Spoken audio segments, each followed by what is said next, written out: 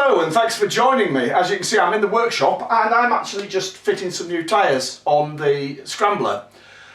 I've decided to go for something different and chase something different, so these are the Continental Trail Attack 3s. I'm going to give them a go. So I'll just explain why, because the thing is with tyres, tyre choice is a very personal issue, and if you talk to a group of 5 bikers, you're likely to get 7 or 8 different opinions on what's the best tyre. And really it depends on what you want to do with the bike. I think if you're putting some new tyres on like this, you've really got to be clear about what you're going to be doing with them. And I know that I want some tyres on for long distance touring over this summer, so I need some tyres with some kind of longevity, which is why I'm trying these Continentals, because all the reports I've heard is that they are excellent road-based tyres. Now, of course, if you own a Scrambler, you probably want to do a little bit of off-road work.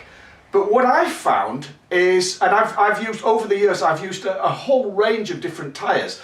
What I've found is that most of the tyres that are sold as 2080 or 3070 type tyres, really effectively they're road-based tyres. And I would say, probably with some confidence, that I've not done anything on those tyres that I probably couldn't have done on some more road-oriented tyres, such as these Continentals, which is why I'm fitting them. If you want to do some more serious type off-road stuff, you really need to be fitting some more aggressive tyres, such as the TKC 80s or the Anakee Wilds. And I've actually used both of those sets of tyres on previous bikes.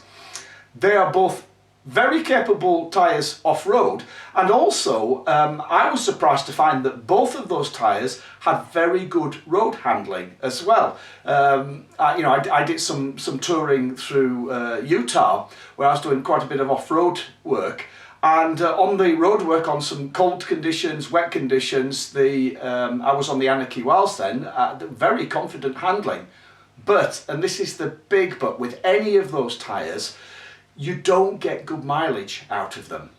A couple of years ago I was touring in Scandinavia, and I had to change my tyres twice during the course of one tour. I did about 7,500 miles, but I had to change the tyres twice, and frankly it's a pain. For the small amount of work that I was doing on fairly easy gravel roads and things like that, just not worth it.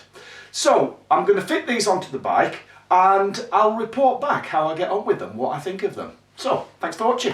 See you soon.